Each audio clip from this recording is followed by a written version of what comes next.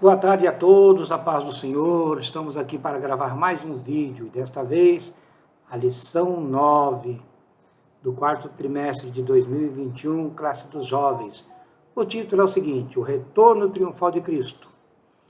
E o texto do dia diz o seguinte: Eis que vem com as nuvens e todo o olho verá, até os mesmos que o traspassaram, e todas as tribos da terra se lamentarão sobre ele. Sim, amém. Apocalipse, capítulo 1, versículo 7. A síntese diz o seguinte: o retorno do Senhor em glória enche de esperança o coração dos cristãos, pois um dia Deus intervirá definitivamente nesta terra e restaurará as boas coisas que foram perdidas com a queda. Esta lição, ela trata da epifaneia de Jesus, ou retorno de Cristo em glória com a sua noiva, para, segundo a Bíblia, destruir os que destroem a terra. A lição diz o seguinte: o que é o retorno triunfal de Cristo? A última etapa da volta de Jesus. O apóstolo Paulo afirmou que a igreja está aguardando a bem-aventurada esperança e o aparecimento da glória do grande Deus e nosso Senhor Jesus Cristo. Tito, capítulo 2, versículo 13. Há, portanto, a distinção entre os dois eventos. A bem-aventurada esperança, que diz respeito ao arrebatamento, quando o Senhor virá como um ladrão para a sua igreja. Mateus, capítulo 24, versículos 42 até o 44. E a manifestação da glória, que faz alusão à sua volta, quando aparecerá publicamente como um relâmpago que sai do Oriente até o Ocidente, e todo olho verá. Mateus, capítulo 24, versículo 27. Na primeira fase da sua vinda, Jesus virá para levar a sua igreja de forma invisível, Mateus 25, versículo 6. Em um piscar de olhos, 1 Coríntios, capítulo 15, versículos 51 e 52. Então, vamos ler aqui. Primeira carta aos Coríntios, capítulo 15, versículos 51, 52, diz o seguinte: Eis vos digo um mistério. Na verdade, nem todos dormiremos, mas todos seremos transformados. No momento, num abrir e fechar de olhos, ante a última trombeta, porque a trombeta soará e os mortos ressuscitarão incorruptíveis e nós seremos transformados. Então, veja bem, 1 Coríntios capítulo 15, versículo 52, dá a ordem dos eventos. Assim como está no livro de Tessalonicenses também. A ordem dos eventos é: primeiro, os mortos ressuscitam incorruptíveis e o crente vivo é transformado para o arrebatamento e para a vinda do Senhor Jesus, a sua primeira fase. Então, a ordem é essa: primeiro os mortos ressuscitam, sobem até os ares, aguardam a igreja é transformada num momento, num abrir e fechar de olhos, sobe ao encontro daqueles que foram arrebatados mortos e vão para estar com o Senhor no tribunal de Cristo. E agora veja bem, vamos ver aqui. 1 Tessalonicenses, capítulo 4, versículos 16 e 17, diz o seguinte: Porque o mesmo Senhor descerá do céu com alarido e com voz de arcanjo e com a trombeta de Deus, e os que morreram em Cristo ressuscitarão primeiro. Depois nós, os que ficarmos vivos, seremos arrebatados juntamente com eles nas nuvens, a encontrar o Senhor nos ares, e assim estaremos sempre com o Senhor. Esta, então, é a ordem dos eventos. Primeiro, o arrebatamento da igreja não será visível aos olhos do mundo, só verá o arrebatamento somente os arrebatados. Então, nós temos a volta de Jesus em duas fases.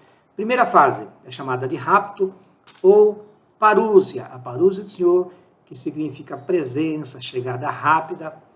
Nesta sua parúsia, Jesus ficará nos ares. Eu já li, mas vou ler de novo. 1 Tessalonicenses, capítulo 2, versículo 19. Diz o seguinte: Porque qual é a nossa esperança, ou gozo, ou coroa de glória? Porventura não sois vós também diante de nosso Senhor Jesus Cristo em sua vinda?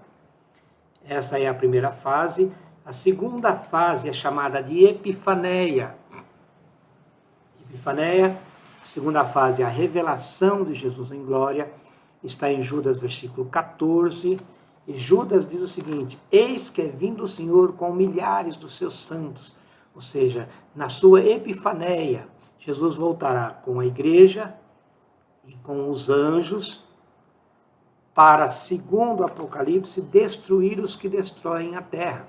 Apocalipse capítulo 19, nós vamos ler Apocalipse capítulo 19, alguns versículos, do versículo 11 até o 15, que diz o seguinte: e vi o céu aberto, e eis um cavalo branco, e o que estava sentado sobre ele chama-se Fiel e Verdadeiro, e julga e peleja com justiça.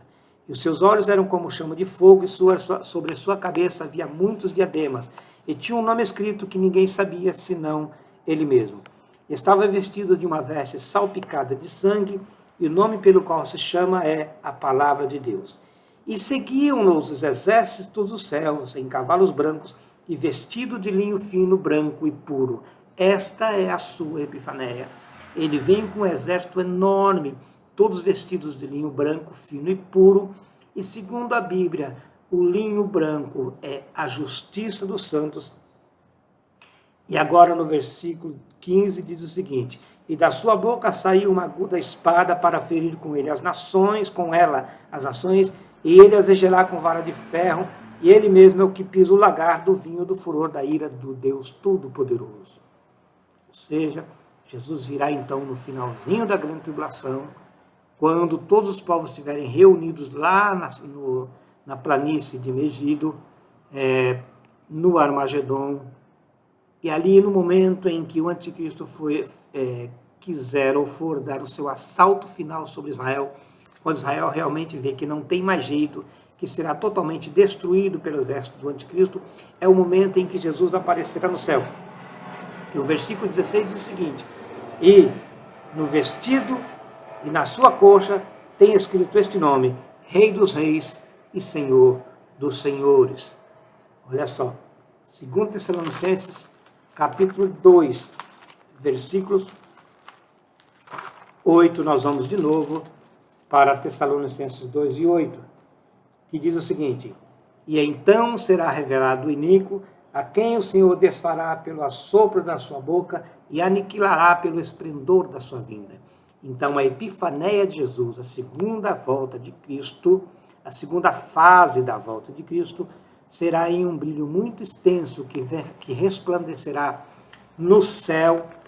Todo olho verá, segundo a Bíblia, inclusive o povo judeu, porque a Bíblia diz: até os mesmos que os traspassaram, incluindo o anticristo e todo o seu exército. E olha assim, ó, Mateus capítulo 24, versículos 29 e 30. Vejam como será.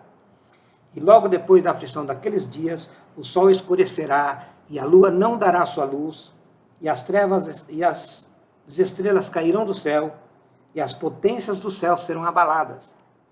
Então aparecerá no céu o sinal do Filho do Homem, e todas as tribos da terra se lamentarão, e verão o Filho do Homem vindo sobre as nuvens do céu com poder e grande glória. Então nós temos uma sequência de eventos aí. Primeiro, o sinal do Filho do Homem. Vai aparecer um sinal no céu. Nós não podemos precisar. Que sinal será esse? Mas aparecerá um sinal muito grande no céu. E também haverá um resplendor muito grande. Logo imediatamente a este sinal, o céu se abre e todo olho verá Jesus descer do céu com milhares de anjos e santos, juntamente com toda a igreja.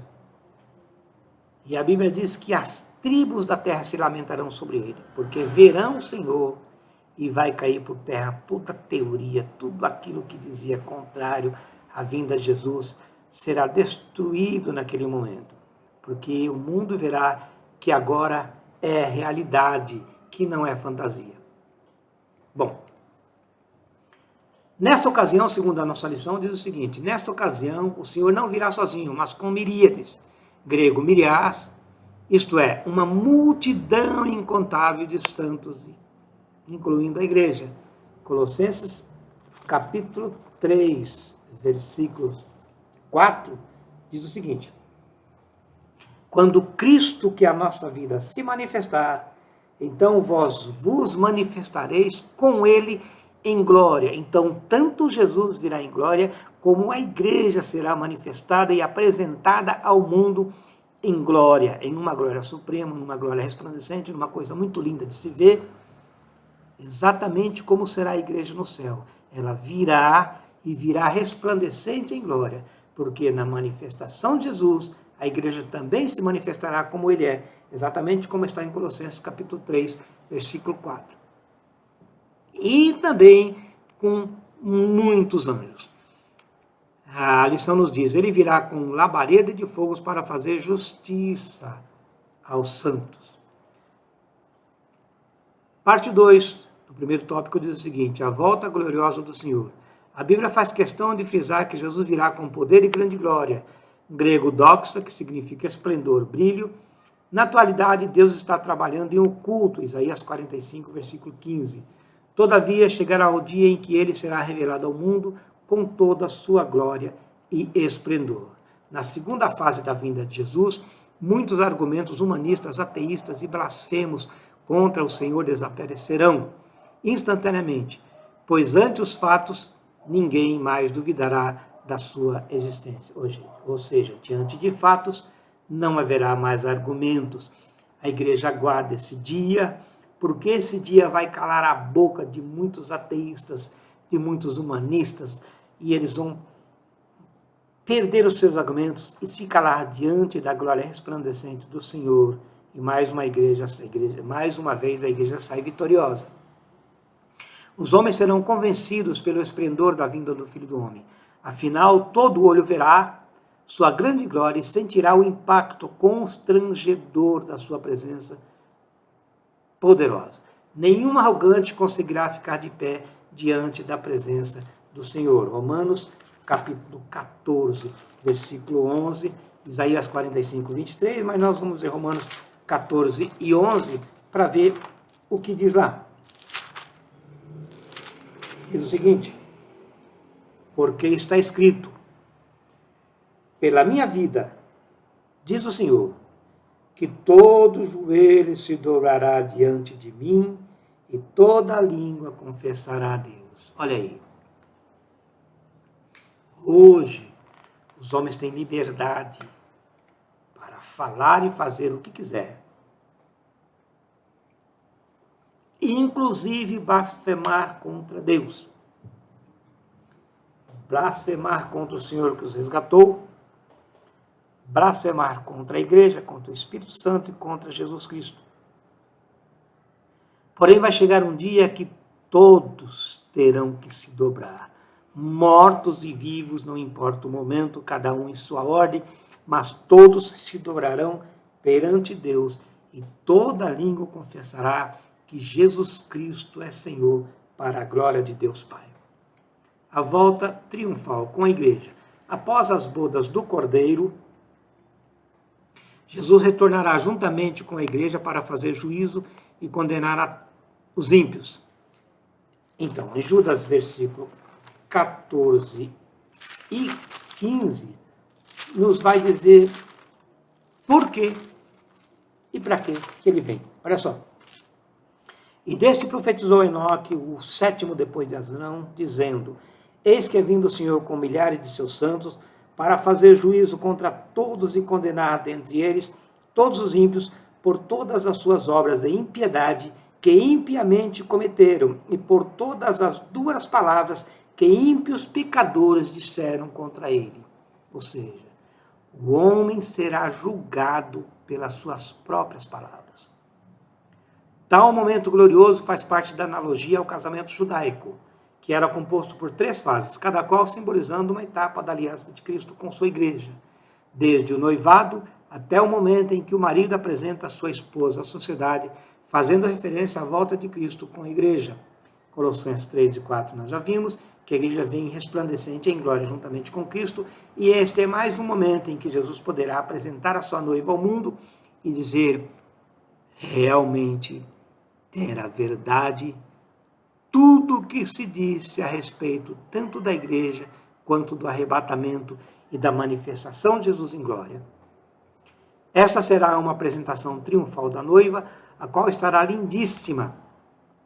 Efésios capítulo 5, versículo 27 diz o seguinte, igreja gloriosa, sem mácula, nem ruga, nem coisa semelhante, porém santa e irrepreensível. Quais são os propósitos do retorno triunfal de Jesus? Primeiro, segunda lição, para salvar Israel.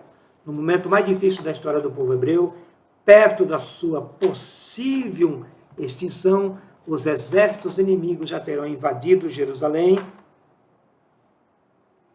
e cometido muitas atrocidades, conforme a passagem de Zacarias capítulo 13, versículo 8, apenas 1/3 dos judeus restará. Então surgirá um resplendor de luz no céu, com o brilho de um intenso relâmpago que cruza o céu, assim como será o sinal da vinda do Filho do Homem, e aparecerá o Senhor gloriosamente com a igreja e seus anjos vindo sobre as nuvens. Lá em Zacarias, capítulo 14, nos diz que o Senhor descerá dos céus em esplendor e glória, colocará os seus pés em cima do Monte das Oliveiras, o Monte das Oliveiras se fenderá em dois, haverá um vale muito grande. Zacarias capítulo 14, versículo 4, diz o seguinte, e naquele dia estarão seus pés sobre o Monte das Oliveiras, que está de fronte de Jerusalém para o oriente, e o Monte das Oliveiras será fendido pelo meio, para o oriente e para o ocidente. Haverá um vale muito grande, e metade do monte se apartará para o norte e a outra metade para o sul. Em sua Epifané, Jesus desce com a sua igreja, coloca os seus pés sobre o Monte das Oliveiras, tem um encontro pessoal com o anticristo, porque diante da atual situação em que o mundo estará vivendo, ninguém no mundo tem condições de destruir o anticristo. Mas Jesus, pessoalmente, coloca os seus pés em cima do Monte das Oliveiras, chama o anticristo para a sua presença e, segundo a Bíblia, destrói-o com um assopro da sua boca. Veja bem, 2 Tessalonicenses, capítulo 2, versículo 9, versículo 8, diz o seguinte, e então será revelado o iníquo, a quem o Senhor desfará pelo assopro da sua boca e aniquilará pelo esplendor da sua vinda. O anticristo se assustará com o esplendor da vinda de Jesus, porque ele se acha o dono do mundo, o senhor da situação do momento, mas Jesus descerá do céu com um esplendor muito grande e o anticristo será aniquilado pelo esplendor da sua vinda e ainda será destruído pelo assopro da sua boca e será lançado vivo no lago de fogo. Então, é isso que vai acontecer. O Senhor coloca os seus pés sobre o Monte das Oliveiras, tem um encontro pessoal com o anticristo e destrói ele com o assopro da sua boca e aniquila pelo esplendor da sua vinda. Destrói-os para... Neste momento é o momento em que Israel estará em grande aperto e ele virá para salvar Israel. Na história bíblica, também nas guerras contra Israel, no século XX, há vários relatos da intervenção divina para salvar o povo judeu. Entretanto, nada se comparará a este momento esplêndido de glória e manifestação do poder de Deus, em que todas as agências do mundo se lamentarão sobre o Filho do Homem, inclusive judeu. Israel será salvo, o remanescente judeu reconhecerá Jesus como seu Messias e aceitará como seu rei. E a Bíblia diz lá em Zacarias, capítulo 12, que a aceitação e o reconhecimento de Israel, de Jesus, pelo povo judeu, será diante de muito choro. O que vai acontecer é o seguinte, no momento em que o anticristo estiver para dar o assalto final sobre Israel, Israel vai olhar para cima e clamar pelo seu Messias, porque não há outro momento melhor para ele aparecer. Ou não haverá outro momento para a manifestação do seu verdadeiro Messias.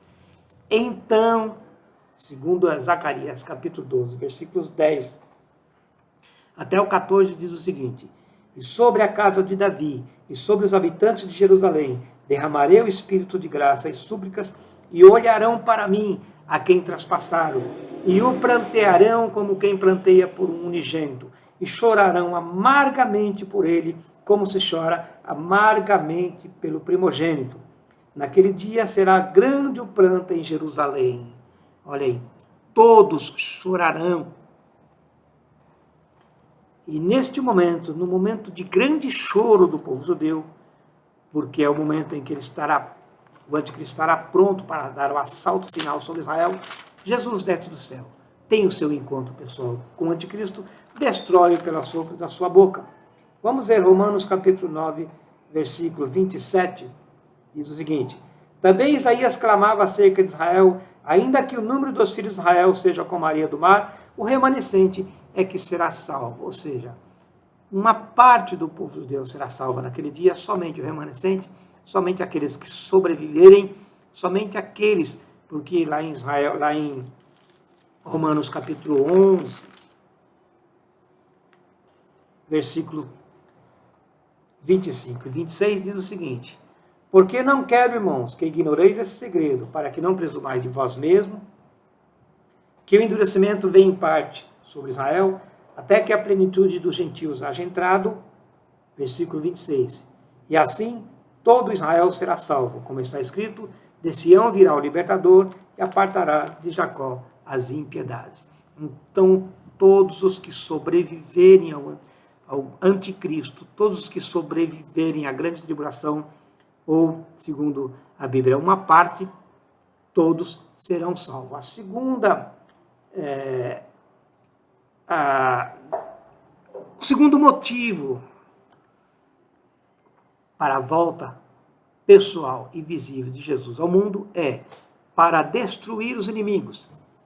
A guerra do Armagedon, Apocalipse capítulo 16, versículo 16, será intentada pela trindade satânica e as nações que seguiram o anticristo. Contudo, Cristo os vencerá pela espada que sai da sua boca. Será uma mortandade nunca vista, até o ponto que decorrerão 7 meses para os mortos serem enterrados. E as aves de rapina terão um grande banquete. A longanimidade de Deus chegou ao fim diante de tantas obras iníquas cometidas. Ou seja, haverá um momento em que a situação estará tão insuportável que Deus intervirá no mundo para a salvação de Israel e a aniquilação de todos os ímpios e todos que cometem impiedade. Nesse dia haverá um banquete. Apocalipse capítulo 19, versículo 17. Deus vai chamar as aves do céu. Veja bem. Versículo 17, Apocalipse 19. E vi um anjo que estava no sol e clamou com grande voz, dizendo a todas as aves que voavam pelo meio do céu: vinde e ajuntai-vos à ceia do grande Deus. Deus fará uma grande ceia, um grande banquete, e vai convidar as aves do céu, os animais do campo, para comer com ele. E o versículo 18 ainda diz o seguinte: para que comais a carne dos reis, e a carne dos tribunos, e a carne dos fortes, e a carne dos cavalos, e dos que sobre eles se assentam, e a carne de todos os homens, livres, servos, pequenos e grandes. Ou seja, esta é a ceia do grande Deus, em que no momento em que Jesus descer do céu para destruir os que destroem a terra, haverá este banquete e será dada ao homem carne para comer e sangue para beber. Terceiro item, para se cumprir as escrituras, para se cumprir as profecias. Conforme o próprio Jesus disse, desde o início do seu ministério, o que acontece é o seguinte: há, dentro da Bíblia, uma infinidade de profecias que ainda não foram cumpridas, inclusive sobre o povo de Israel. Mas nós temos Mateus capítulo 5, versículo 18, que diz o seguinte: até que o céu e a terra passem, nenhum jota ou tio se omitirá da lei, sem que tudo seja cumprido. Ou seja, quer os homens queiram ou não, Deus cumprirá todas as promessas feitas a Israel, todas as promessas feitas a Davi, todas as promessas feitas com relação à igreja, e tudo isso será cumprido com a sua volta triunfal sobre os céus para destruir os homens. Naquele momento, tudo que foi predito sobre Israel terá início, o seu cumprimento de uma maneira total, cabal e absoluta, com o julgamento das nações, com a entrada do milênio, com o reino glorioso de Cristo sobre a terra, com o reino do povo judeu, com a igreja em glória governando o mundo, e assim sucessivamente. Uma plena intervenção divina, o destino da trindade satânica, está escrito acerca do homem do pecado, o filho da perdição, o anticristo. O Senhor desfará pelo assopro da sua boca e aniquilará pelo esplendor da sua vinda, segundo Tessalonicenses capítulo 2, versículo 8. Aquele que enganou o mundo inteiro juntamente com o falso profeta será destruído completamente e inaugurará o lago de fogo. Ou seja, a besta e o falso profeta serão lançados vivos no lago de fogo. Apocalipse capítulo 19, versículo 20 diz o seguinte: e a besta foi presa, e com ela o falso profeta que diante dela fizeram sinais, com que enganou os que receberam o sinal da testa, com que enganou os que receberam o sinal da besta, e adoraram a sua imagem. Estes dois foram lançados vivos no ardente lago de fogo. E os demais foram mortos com a espada que saía da sua boca, com que saía da boca do que estava sentado sobre o cavalo, e todas as aves se fartaram de suas carnes.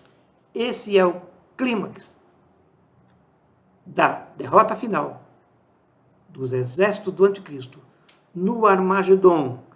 A besta e o falso profeta serão lançados vivos no lago de fogo, inaugurarão o lago de fogo. Posteriormente, tanto a morte como o inferno serão lançados no lago de fogo, onde já está a besta e o falso profeta, e Satanás será preso por 1000 anos. Este será, então, o juízo tanto da besta como do falso profeta, e todos os que participarem da guerra do Armagedon, que forem para o Armagedon com intenção realmente de destruir Israel, serão mortos pela espada que sai da boca de Jesus e ressuscitarão no juízo do trono branco para dar conta dos seus pecados. A encarnação do mal será destruída, seu profeta também, mas Satanás apenas será preso por 1000 anos. Apocalipse capítulo 20, versículos 1 e 2 diz o seguinte: e vi descer do céu um anjo que tinha a chave do abismo e uma grande cadeia em sua mão. Ele prendeu o dragão, a antiga serpente, que é o diabo e Satanás, e o amarrou por 1000 anos. Bom, por quê? Porque passados 1000 anos de governo de Cristo sobre a terra, Satanás será preso e intentará a sua última chance, a última cartada sobre tanto Jesus como o povo judeu para destruir de uma vez, mas não haverá guerra. Então, neste momento, descerá fogo do céu, olha aqui, e destruirá todos os inimigos de Israel, isso após 1000 anos. Né? A Bíblia diz em Apocalipse capítulo 20, versículo 9, que acabando-se os 1000 anos, Satanás será solto da sua prisão e sairá a enganar as nações que estão sobre os 4 cantos da terra, Gog e Magog, cujo número é como a areia do mar, para que se ajuntarem em batalha. Novamente, ele é teimoso. E subiram sobre a largura da terra e cercaram o arraial dos santos e a cidade amada, mas desceu o fogo do céu e os devorou. Jesus não vai batalhar. Essa batalha, eles vão cercar Jerusalém, cercar a sede do governo de Cristo, a sede do milênio, mas vai descer fogo do céu e devorar todos os soldados de Satanás. E o diabo que os enganava foi lançado no lago de fogo e enxofre, onde está a besta e o falso profeta. Então, depois de 1000 anos, Satanás será solto, preso novamente e lançado no lago de fogo e enxofre, juntamente com seus 2 grandes amigos, a besta e o falso profeta. Passado a grande tribulação, nós temos aqui o julgamento das nações. Após as catástrofes da grande tribulação e da elevada mortandade da guerra do Armagedon, as nações sobreviventes serão julgadas pelo Senhor. É necessário reforçar aqui que o julgamento será de nações, não de indivíduos. Então, quem será julgado após o Armagedon? Jesus trará à sua presença todos os representantes das nações que sobreviverem ao Armagedon. Não será um julgamento de indivíduo, porque julgamento pessoal de indivíduos será diante do trono branco, quando todos terão que aparecer perante Deus, perante Jesus Cristo, no juízo do trono branco, prestar conta sobre todas as suas obras que fizeram, isto após o milênio, mas antes do milênio, temos o julgamento das nações na presença dos seus representantes, pois não será um julgamento de indivíduo. Quando será isso? Bom, nós vemos aqui no livro de Daniel, capítulo 12, e Daniel nos dá uma ideia mais ou menos do que vai acontecer e de quando vai acontecer. Olha aqui. Daniel capítulo 12, versículo 7, diz o seguinte: E ouviu o homem vestido de linho que estava sobre as águas do rio, quando levantou a sua mão direita e a sua mão esquerda ao céu, e jurou por aquele que vive eternamente, que depois de um tempo, de tempos e metade de um tempo, e quando tiverem acabado de destruir o poder do povo santo, todas essas coisas serão cumpridas. Daniel fala de um tempo, tempos e metade de um tempo, depois que o anticristo tiver terminado de destruir o povo santo, ou pelo menos tentado, quando Jesus aparecerá no céu, ou seja, tempo, tempos e metade de um tempo, são 3 anos e 6 meses, que é justamente a duração da batalha do Armagedão.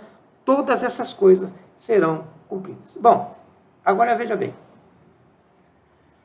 Em Daniel capítulo 12, versículo 11, diz o seguinte: E desde o tempo em que o contínuo sacrifício for tirado e posta a abominação desoladora, haverá 1290 dias. É o que está escrito em Daniel 12, 11. Daniel está dizendo que a partir do início da segunda fase da grande tribulação, haverá 1290 dias. 1260 dias para o período da grande tribulação. Jesus disse que se tais dias não fosse abreviado, nenhuma carne se salvaria, não passará de 1260 dias. Mas Daniel disse que vai até 1290 dias, porque depois deste período haverá 30 dias para a purificação da terra. Então nós vamos para Apocalipse capítulo 13. Apocalipse capítulo 13. Olha só o que está escrito ali. Apocalipse capítulo 13, versículo 5 diz assim: E foi-lhe dado uma boca para proferir grandes coisas e blasfemas, e deu-se-lhe poder para continuar por 42 meses, ou apenas 1260 dias, que são 42 meses. Então nós temos 1.290 dias, 1.260 dias para o final da grande tribulação, a partir da sua segunda fase, que é o momento em que o anticristo coloca a abominação da desolação dentro do templo, e o povo judeu se volta contra ele e rompe o tratado feito com ele. Contamos a partir daí 1.260 dias. 30 dias para a purificação da terra. E depois disso, vamos lá. Daniel 12:12 diz o seguinte: bem-aventurado o que espera e chega até 1.335 dias. Então, o que haverá depois dos 1.290 dias, ou seja, 45 dias depois? Julgamento das nações. Depois do julgamento das nações, que segundo a Bíblia será 45 dias, nós teremos então a entrada do milênio. Aí sim, nós então temos o início do milênio depois de 1.335 dias contados a partir da segunda fase da grande tribulação. E qual será a base do juízo das nações? Então a Bíblia nos diz que será exatamente a maneira com que o povo judeu foi tratado. Como as nações trataram o povo judeu, assim elas serão julgadas. Nós podemos ver em Joel, capítulo 3, versículo 2. Olha o que está escrito. Congregarei todas as ações e as farei descer ao vale de Josafá, e ali com elas entrarei em juízo por causa do meu povo e da minha herança Israel, a quem eles espalharam entre as nações, repartindo a minha terra. Então, esta será a base do julgamento, esta será a base do juízo e a maneira como que as nações serão julgadas. Mateus capítulo 25, versículos 41, diz o seguinte: então dirá também aos que estiverem à sua esquerda: apartai-vos de mim, malditos, para o fogo eterno, preparado para o diabo e seus anjos. E continua até o 43. Então, segunda lição, Hebreus capítulo 12, versículo 29. Deus é amor, mas é também um fogo consumidor. E a terceira parte é a implantação do reino milenar. Terminados esses períodos, terminada a guerra do Armagedon, 30 dias para a purificação da terra, 45 dias para o julgamento das nações, contados 1.335 dias, então ali terá início ao milênio. Acerca do julgamento das nações, o Senhor segmentou os participantes. Nações em ovelhas à direita e bodes à esquerda. Em Mateus 25 e 34, Jesus não falava das mansões celestiais, mas do reino do céu que se iniciaria sobre a terra, o milênio. Na ocasião, em Cristo serão congregadas todas as coisas, tanto as que estão no céu como as que estão na terra. Efésios capítulo 1, versículo 10. Como diz o hino número 3 da harpa cristã, neste tempo, céu e terra hão de ser a mesma grei, entoados, aleluia ao meu rei. A volta de Jesus em glória estabelecerá uma plena intervenção divina neste mundo e nunca mais será como antes. Então, é assunto para a própria missão, que é o reino milenar, e fica aqui então esse suspense. A volta de Jesus em glória estabelecerá uma plena intervenção divina neste mundo e nunca mais será como antes. Conclusão.